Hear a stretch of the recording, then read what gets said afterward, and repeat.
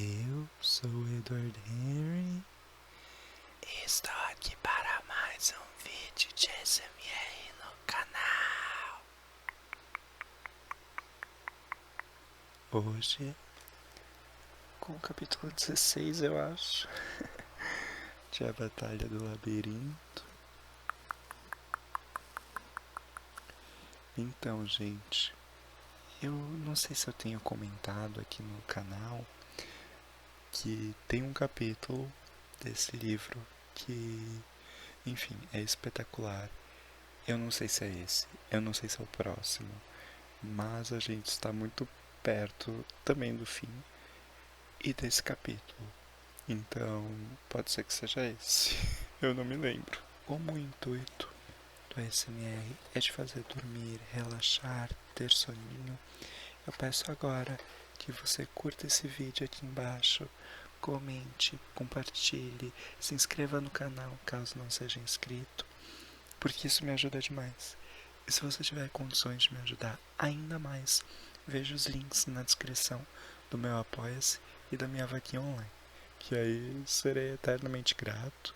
Se você ajudar no Apoia-se, tem recompensas também. Caso você seja novo aqui no canal, eu falei que a gente tá no capítulo 16, realmente a gente tá. E a gente tem todos os outros 15 vídeos da Batalha do Labirinto, né, desse mesmo livro, aqui no canal. E esse livro é o quarto livro da saga que ele faz parte. E a gente tem todos os outros 3 livros em ASMR aqui também. Se você procurar na aba das playlists aqui no canal, a gente tem O Ladrão de Raios, O Mar de Monstros e A Maldição do Titã. Eu tô olhando pra lá porque eles estão lá. Se você não quiser ver os outros vídeos, se você tá aqui só pelo relaxamento, só pelo soninho, não tá aqui necessariamente pela história, tudo bem, não tem problema nenhum. Eu só aviso que, durante a leitura, eu vou alternando entre essa voz e essa voz, porque existem pessoas que preferem que eu fale assim. Existem pessoas que preferem que eu fale assim. E existem pessoas que gostam dos dois. Então, para agradar todo tipo de público que vier consumir esse vídeo, a gente vai fazendo dessa maneira então. Esse capítulo ele é um pouco mais curtinho do que os outros. Os outros estavam tendo, às vezes, em torno de 20 ou mais páginas. Esse tem 17. E o nome dele é Eu Abro um Caixão. Saltar de uma janela a 150 metros acima do solo não é exatamente minha ideia de diversão, principalmente quando estou usando asas de bronze e batendo os braços como um pato. Despenquei na direção do vale e das pedras vermelhas lá embaixo. Tinha certeza de que me transformaria em uma mancha de gordura no Jardim dos Deuses quando Annabeth gritou de algum ponto acima de mim. Abra os braços, mantenha-os estendidos. A pequena parte do meu cérebro, que não estava tomada pelo pânico, a ouviu, e meus braços responderam. Assim que os estiquei, as asas enrijeceram, encontraram o vento, e minha queda desacelerou. Desci planando, mas num ângulo controlado, como uma pipa em um mergulho. Bati os braços uma vez para experimentar. Escrevi um arco no céu, o vento assoviando em meus ouvidos. Uhul! Gritei. A sensação era incrível. Depois de pegar o jeito, a sensação era de que as asas faziam parte de meu corpo. Eu conseguia planar, subir e mergulhar em qualquer direção que quisesse. Virei-me e vi meus amigos, Rachel, Annabeth e Nico, espiralando acima de mim, reluzindo ao sol. Atrás deles, a fumaça subia das janelas da oficina de Dédalo. Aterrissem, gritou Annabeth. Essas asas não vão durar para sempre. Quanto tempo? Gritou Rachel. Não quero descobrir, disse Annabeth. Descemos em direção ao Jardim dos Deuses. Descrevi um círculo completo em torno de uma das torres de pedra, assustando alguns alpinistas. Então, nós 4 planamos acima do vale. Sobrevoamos uma estrada e pousamos no terraço do centro de visitantes. Era fim de tarde e o lugar estava relativamente vazio, mas arrancamos as asas o mais rápido que pudemos. Olhando-as, vi que Annabeth tinha razão. As faixas autoadesivas que as prendiam às nossas costas já começavam a se dissolver e as penas de bronze já se soltavam. Era lamentável, mas não podíamos consertá-las nem deixá-las para que fossem encontradas pelos mortais. Então as jogamos na lixeira do lado de fora da lanchonete. Usei o binóculo para turistas para olhar a colina onde estivera a oficina de Dédalo, mas esta havia desaparecido. Não havia mais fumaça, nem janelas quebradas, apenas a encosta de uma colina. A oficina se deslocou, deduziu Annabeth. Não temos como saber para onde. E o que fazemos agora? Perguntei. Como voltamos ao labirinto? Annabeth olhou para o cume da Pikes Peak à distância. Talvez não possamos. Se Dédalo morreu, ele disse que sua força vital estava ligada ao labirinto. Toda a obra pode ter sido destruída. Talvez isso detenha a invasão de Luke. Pensei em Grover e Tyson, ainda em algum lugar lá embaixo, e em Dédalo. Embora ele tivesse feito coisas horríveis e colocado todos os meus amigos em risco, ainda assim aquela parecia uma forma horrível de morrer. Não, disse Nico, ele não está morto. Como pode ter certeza? Perguntei. Eu sei quando as pessoas morrem. É uma sensação que tenho, como um zumbido nos ouvidos.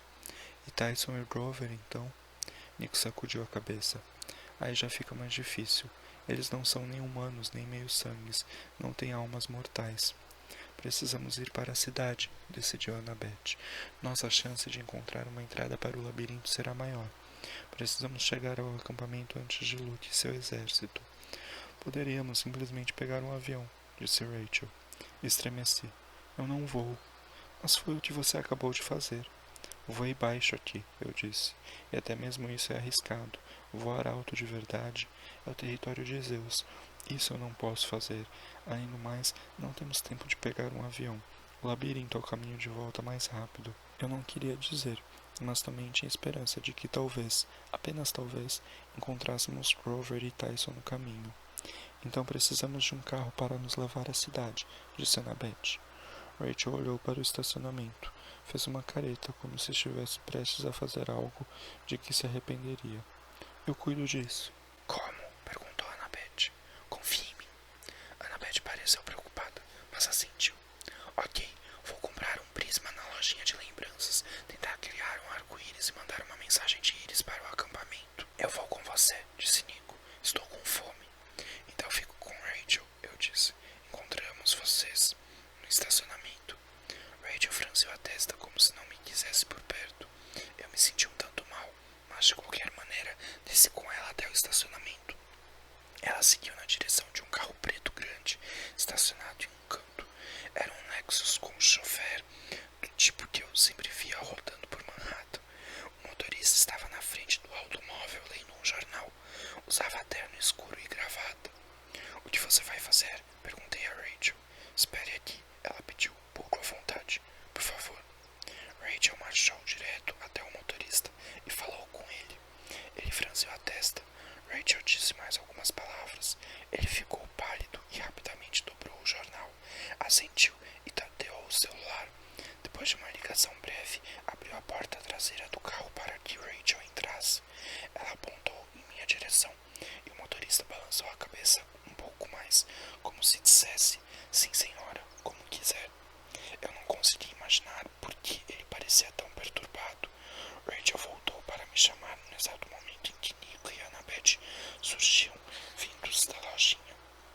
Falei com Kiron, informou Annabeth. Estão fazendo tudo o que podem para se preparar para a batalha, mas ele ainda quer que voltemos. Precisarão de cada herói com que puderem contar. Encontramos uma carona. O motorista só está esperando por nós, disse Rachel. O chofer agora conversava com um sujeito de calça caque e camisa polo, provavelmente o cliente que ia alugar o carro. O homem se queixava, mas pude ouvir o motorista dizer: Lamento, senhor, há uma emergência. Pedi outro carro para o senhor. Venham, chamou Rachel. Ela nos levou até o carro e entrou sem nem olhar para o locatário, atônito. 1 minuto depois, já estávamos na estrada. Os bancos eram de couro. Havia bastante espaço para as pernas. Do banco traseiro víamos TVs de tela plana embutidas no descanso de cabeça dos bancos da frente, e havia um frigobar com água mineral, refrigerante e petiscos. Começamos a nos empanturrar. Para onde, senhorita Dare? Perguntou o motorista. Ainda não sei, Robert, ela respondeu. Só precisamos rodar pela cidade e, olhar as coisas. Como quiser, senhorita. Olhei para Rachel. Conhece esse cara? Não, mas ele largou tudo para nos ajudar. Por quê? Apenas fique de olhos abertos, ela disse. Ajude-me a olhar. O que não era exatamente uma resposta à minha pergunta. Rodamos por Colorado Springs por cerca de meia hora e não vimos algo que Rachel considerasse uma possível entrada para o labirinto. Percebia nitidamente o ombro de Rachel encostado no meu. Fiquei me perguntando quem ela era na realidade e como pôde abordar um chofer aleatoriamente e conseguir uma carona de imediato. Depois de cerca de uma hora, resolvemos seguir para o norte, na direção de Denver, pensando que talvez fosse mais provável que uma cidade maior tivesse uma entrada para o labirinto, mas o nervosismo começava a tomar conta de todos nós. Estávamos perdendo tempo. Então, logo quando saíamos de Colorado Springs, Rachel se endireitou no banco. Saia da estrada. O motorista olhou para trás. Como, senhorita? Eu vi alguma coisa, acho. Saia aqui. O motorista desviou do trânsito e pegou a saída. O que foi que você viu? Perguntei, porque agora estávamos totalmente fora da cidade. Não havia nada à volta, a não ser morros, campos e algumas casas de fazenda espalhadas. Rachel pediu ao motorista que entrasse em uma estradinha de terra nada promissora. Passamos por uma placa rápido demais para que eu conseguisse lê-la, mas Rachel anunciou: Museu de Mineração e Indústria do Oeste. Para um museu não parecia grande coisa. Uma pequena construção semelhante a uma antiga estação ferroviária, algumas furadeiras, bombas e velhas escavadeiras mecânicas expostas do lado de fora. Lá, Rachel apontou um buraco na encosta de um morro, ali perto, um túnel fechado por tábuas e correntes. A entrada de uma velha mina. Uma porta para o labirinto? Perguntou Annabeth. Como pode ter certeza? Bem, olha ali, disse Rachel. Quer dizer, eu consigo ver, ok? Ela agradeceu ao motorista e todos saltamos. Ele não pediu dinheiro nem nada. Tem certeza de que ficarão bem, senhorita Dare? Eu teria prazer em ligar para seu... Não, cortou Rachel. Não, de verdade. Obrigada, Robert, mas estamos bem. O museu parecia fechado, e assim ninguém nos incomodou quando subimos o morro na direção da entrada da mina. Ao alcançarmos a entrada, vi a marca de Dédalo gravada no cadeado, embora não tivesse a menor ideia de como, da estrada, Rachel conseguira enxergar algo tão minúsculo. Toquei o cadeado e as correntes caíram. Derrubamos algumas tábuas a pontapés e entramos.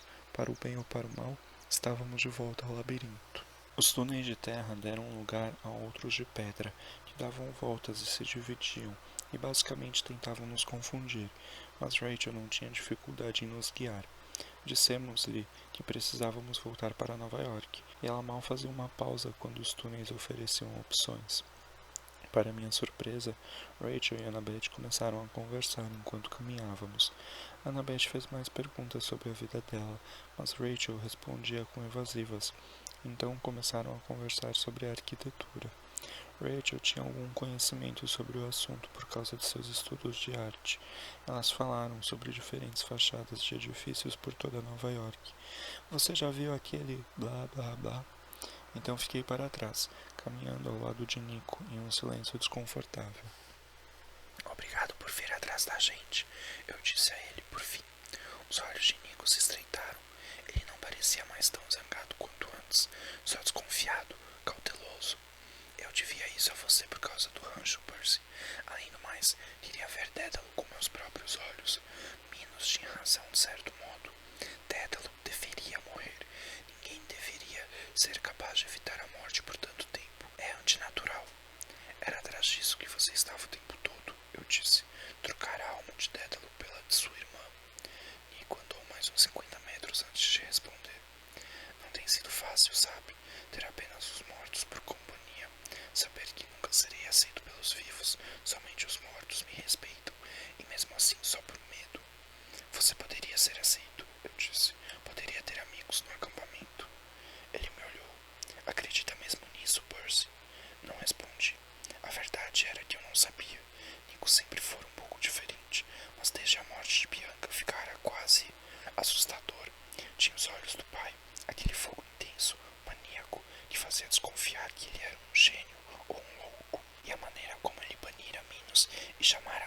mesmo de Rei dos Fantasmas era impressionante, mas também me deixava apreensivo. Antes que eu pudesse pensar em alguma resposta, dei uma trombada em Rachel, que havia parado à minha frente. Estávamos em uma bifurcação. O túnel continuava à frente, mas outro saía à direita. Um caminho circular cavado em pedra vulcânica negra. O que é isto? Perguntei. Rachel olhou o túnel escuro, no débil feixe de luz da lanterna.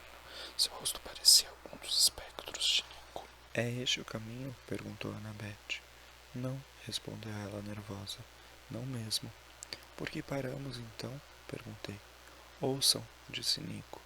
Ouvi o vento vindo pelo túnel, como se a saída estivesse próxima, e senti um cheiro vagamente familiar, e que me trouxe umas recordações. Eucaliptus, eu disse, como na Califórnia. No inverno passado, quando enfrentamos Luke e o Titã Atlas no topo do Monte Tamalpais, o ar tinha o mesmo odor. Existe algo maligno mais adiante nesse túnel, afirmou Rachel. Algo muito poderoso. E cheiro de morte, acrescentou Nico, o que fez eu me sentir muito melhor. Annabeth e eu trocamos olhares. A entrada de Luke, ela adivinhou. A que vai dar no Monte Otris, o Palácio dos Titãs. Preciso verificar, eu disse. Percy, não. Luke pode estar bem ali, eu disse. Ou o Cronos. Preciso descobrir o que está acontecendo. Annabeth hesitou. Então vamos todos. Não, eu disse. É perigoso demais. Se puserem as mãos em Nico ou ainda em Rachel, Cronos poderia usá-los. Você fica aqui e os protege. O que eu não disse. Estava preocupado também por Annabeth. Não confiava no que ela faria se visse Luke novamente. Ele a enganara e manipulara muitas vezes antes. Percy, não. Não vá lá em cima sozinho. Irei rápido, prometi.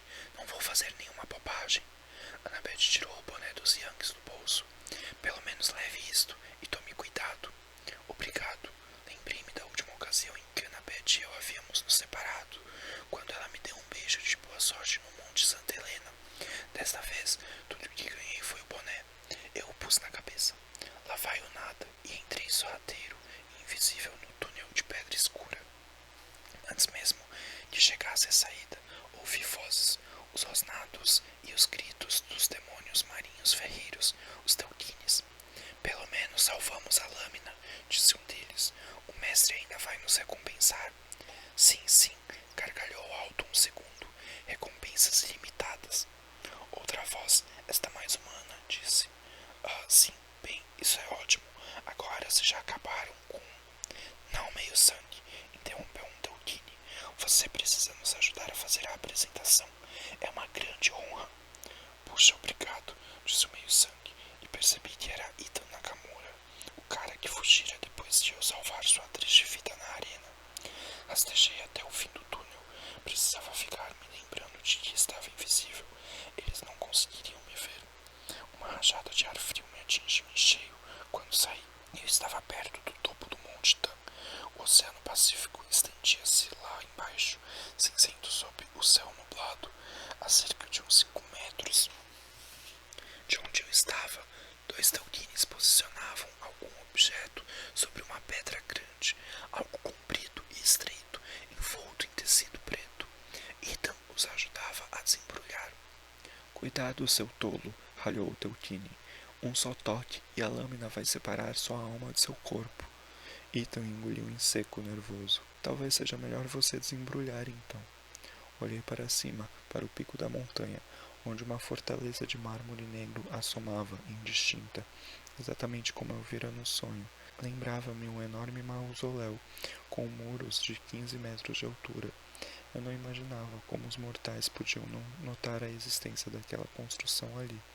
Por outro lado, tudo abaixo do pico era nebuloso, como se houvesse um véu espesso entre mim e a metade inferior da montanha. Ali havia magia em ação, uma névoa muito poderosa. Acima, o céu redemoinhava em uma imensa nuvem funil. Eu não conseguia ver Atlas, mas podia ouvi-lo gemendo à distância, ainda padecendo sob o peso do firmamento, pouco além da fortaleza. Pronto! Exclamou um Teuquine, com reverência. Ele ergueu a arma, e meu sangue congelou. Era uma foice, uma lâmina de quase 2 metros, curva como uma lua crescente, com um cabo de madeira envolto em couro. A lâmina cintilava em duas cores, aço e bronze. Era a arma de Cronos, a que ele usara para cortar em pedaços o pai Urano, antes de os deuses a tomarem dele e fatiarem o próprio Cronos, lançando-o no Tártaro. Agora a arma fora novamente forjada. Temos de sagrar em sangue, disse o Teuquine. Então você, meio-sangue, ajudará a apresentá-la quando nosso Senhor acordar. Corri na direção da fortaleza, o sangue latejando em meus ouvidos. Não queria chegar nem perto daquele horrível mausoléu negro, mas sabia o que precisava fazer. Tinha de impedir que Cronos ressurgisse. Aquela poderia ser minha única oportunidade. Disparei por um vestíbulo escuro, chegando ao saguão principal. O piso brilhava como um piano de mogno, completamente preto e ainda assim cheio de luz. Estátuas de mármore negro alinhavam-se ao longo das paredes. Eu não reconhecia os rostos, mas sabia que estava olhando imagens dos titãs que haviam governado antes dos deuses. Na extremidade do salão, entre dois braseiros de bronze, erguia-se um tablado e sobre ele o caixão dourado. O salão estava silencioso, exceto pelo crepitar do fogo. Luke não estava ali, nenhum guarda, nada. Estava fácil demais, mas me aproximei do tablado. O caixão era exatamente como eu lembrava, cerca de 3 metros de comprimento, grande demais para um ser humano. Era entalhado com elaboradas cenas de morte e destruição, imagens dos deuses sendo esmagados sobre carruagens, templos e marcos famosos do mundo todo sendo estraçalhados e queimados. Do caixão emanava um frio extremo, como se eu estivesse entrando em um freezer. Minha respiração começou a se condensar. Saquei contra a corrente e encontrei um pouco de consolo no peso familiar da espada em minha mão. Todas as outras vezes que eu havia me aproximado de Cronos, sua voz maligna soara em minha mente. Porque estava calado agora, fora retalhado em 1000 pedaços, cortado com a própria foice. O que eu encontraria se levantasse a tampa? Como poderiam fazer um novo corpo para ele? Eu não tinha respostas, só sabia que, se ele estava prestes a se reerguer, eu precisava liquidá-lo antes que recuperasse sua foice. Eu tinha de descobrir um modo de detê-lo. Parei ao lado do caixão. A decoração da tampa era ainda mais intrincada do que as laterais, com cenas de carnificina e poder. No centro, via-se uma inscrição entalhada em letras mais antigas do que o grego, uma linguagem de magia. Eu não conseguia ler com exatidão, mas sabia o que dizia. Cronos, Senhor do Tempo. Minha mão tocou a tampa. A ponta de meus dedos tornou-se azul. Gelo formou-se em minha espada. Então ouvi ruídos atrás de mim, vozes se aproximando. Era naquele momento ou nunca. Empurrei a tampa dourada, que caiu no chão com um imenso bump. Levantei a espada, pronto para atacar, mas quando olhei lá dentro, não compreendi o que estava vendo. Pernas mortais, vestidas com calça cinza, uma camiseta branca, mãos cruzadas sobre a barriga. Um pedaço do peito estava faltando. Havia um buraco negro do tamanho de um ferimento de bala, bem onde o coração deveria estar. Os olhos estavam fechados. A pele era pálida, cabelos louros e uma cicatriz no lado esquerdo do rosto. O corpo no caixão era o de Luke. Eu deveria tê-lo apunhalado naquele momento. Deveria ter descido a ponta de contracorrente com toda a minha força. Mas fiquei atônito demais. Eu não compreendia. Por mais que odiasse Luke, por mais que ele tivesse me traído, eu simplesmente não conseguia entender por que ele estava no caixão e por que parecia tão definitivamente morto. Então, as vozes dos Tolkiens estavam logo atrás de mim. O que aconteceu? Gritou um dos demônios quando viu a tampa do caixão. Desci do tablado cambaleando, esquecendo que estava invisível, e me escondi atrás de uma coluna quando eles se aproximaram. Cuidado, advertiu o outro demônio. Talvez ele se mova. Devemos apresentar as oferendas agora, imediatamente. Os dois Teuquines adiantaram-se, desajeitados, e se ajoelharam, erguendo a foice envolta no tecido. Meu senhor, disse um deles, o símbolo de seu poder está reconstruído. Silêncio. Nada aconteceu no caixão. Seu tolo, murmurou outro Teuquine. Ele reclama primeiro meio sangue. Ei,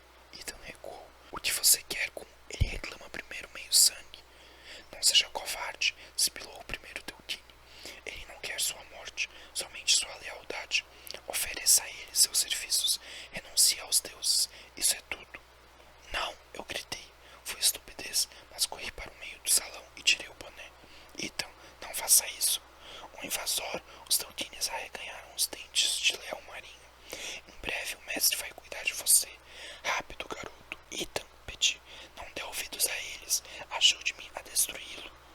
Ethan voltou-se para mim, o tapa-olho fundindo-se as sombras em seu rosto. Sua expressão era de algo como piedade. Eu lhe disse que não me poupasse, Percy. Olho por olho, dente por dente. Já ouviu esse ditado? Aprendi o que significa da forma mais difícil, quando descobri qual deusa era minha mãe. Sou filho de Nêmesis, a deusa da vingança, e é para isso que fui feito. Então virou-se para o tablado. Eu renuncio aos deuses. O que foi que eles fizeram por mim? Quero vê-los destruídos. Servirei a Cronos. O castelo retumbou. Uma coluna de luz azul ergueu-se do chão. Aos pés de Ita Nakamura, deslizou até o caixão e começou a tremeluzir como uma nuvem de pura energia. Então pousou ali dentro. Luke sentou-se, aprumado. Seus olhos se abriram e já não eram azuis, eram dourados, da mesma cor do caixão. O buraco em seu peito desaparecera. Ele estava inteiro. Saltou do caixão com facilidade, e onde seus pés tocaram o chão, o mármore congelou como crateras de gelo. Ele olhou para Ethan e para os Tolkienes com aqueles olhos dourados horríveis, como se fosse um recém-nascido, incerto do que estava vendo. Então os voltou para mim, e, ao me reconhecer, um sorriso insinuou-se em sua boca. Este corpo foi bem preparado. A voz era como uma gilete percorrendo a minha pele. Era a voz de Luke, mas ao mesmo tempo não era. Sob ela havia outro som, mais terrível, antigo e gélido, como metal raspando em pedra. Não acha, Percy Jackson? Eu não conseguia me mexer, não conseguia responder. Cronos atirou a cabeça para trás e gargalhou. A cicatriz em seu rosto tremeu. Luke temia você, disse a voz do Titã. A inveja e o ódio foram instrumentos poderosos, mantiveram-no obediente. Agradeço a você por isso. Ethan recolheu-se, tomado de horror, cobriu o rosto com as mãos. Os Tolkienes tremiam, ainda segurando a foice. Finalmente, recuperei o controle. Investi contra aquela criatura que um dia fora Luke, empurrando minha espada contra seu peito. Mas a pele repeliu o golpe, como se fosse feita de puro aço. Ele me olhou, divertindo-se. Então fez um gesto rápido com uma das mãos e eu voei pelo salão. Bati com força contra uma coluna. Tentei me levantar, piscando para me livrar dos pontos luminosos diante dos olhos, mas Cronos já segurava o cabo de sua foice. Ah, muito melhor, ele disse. Morte costas era como Luke a chamava. O nome apropriado, agora que foi completamente reforjada, ela irá de fato morder. O que fez com Luke? Gemi. Cronos ergueu a foice. Ele me serve com todo o seu ser, como exijo. A diferença é que ele temia você, Percy Jackson, e eu não. Foi naquele momento que corri. Não tive a menor dúvida em relação a isso. Nenhuma reflexão do tipo, puxa, será que eu deveria enfrentá-lo e tentar lutar? Não, eu simplesmente corri, mas meus pés pareciam feitos de chumbo. O tempo desacelerou a volta, como se o mundo estivesse se transformando em gelatina. Eu já experimentara essa sensação e sabia que era o poder de Cronos. Sua presença era tão forte que podia distorcer inclusive o tempo. Corra, heróizinho, ele ria. Corra. Olhei para trás e vi que ele se aproximava devagar, brandindo sua foice como se desfrutasse a sensação de tê-la novamente nas mãos. Nenhuma arma no mundo poderia detê-lo, nenhuma quantidade de bronze celestial. Ele estava a uns 3 metros de mim, quando ouvi Percy! A voz de Rachel. Algo passou voando por mim, e uma escova de cabelos de plástico azul atingiu Cronos no olho. Ai! Ele gritou. Por um momento, era apenas a voz de Luke, cheia de surpresa e dor. Meus membros ficaram livres e corri direto para Rachel, Nico e Annabeth, parados no saguão de entrada, os olhos arregalados de pavor. Luke, chamou Annabeth. O quê? Agarrei-a pela camiseta e a arrastei comigo. Corri o mais rápido que já correra na vida, direto para fora da fortaleza. Estávamos quase de volta ao labirinto quando ouvi o berro mais alto do mundo. A voz de Cronos recuperando o controle. Atrás deles! Não! Gritou Nico. Ele bateu as mãos em um bloco de pedra pontiagudo e denteado, do tamanho de uma carreta de 9 eixos, ergueu-se do chão diante da fortaleza. O tremor causado por ele foi tão forte que as colunas da frente da construção vieram abaixo. Ouvi gritos abafados dos Tolkiens lá dentro. A poeira subia por toda parte. Nós nos lançamos no labirinto e continuamos correndo, o uivo do Senhor Titã estremecendo o mundo inteiro que ficava para trás. Bom, pessoal, eu esqueci de falar no início, mas sim, eu cortei meu cabelo. E você pode me seguir no Instagram, que lá eu posto sempre que eu corto o cabelo, que eu faço alguma mudança, alguma coisa assim.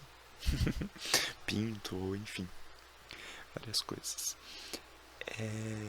Mas esse foi o vídeo de hoje. Eu espero que vocês tenham gostado. Além de me seguir no Instagram, você pode ver aqui embaixo curtir, compartilhar, se inscrever no canal caso não seja inscrito e comentar, né? E se você puder me ajudar ainda mais, tem os links na descrição do meu Apoia-se e da minha vaquinha online, tá bom?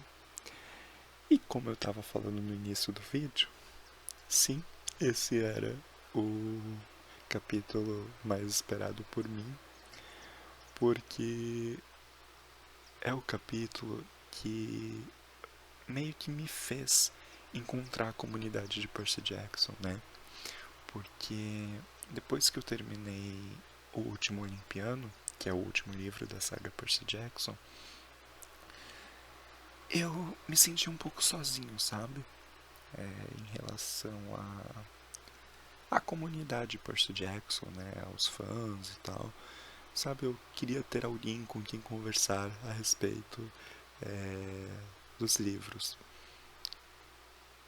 E foi um acontecimento desse capítulo que me fez encontrar uma vez, muitos anos atrás, acho que foi, nossa, 2010 talvez.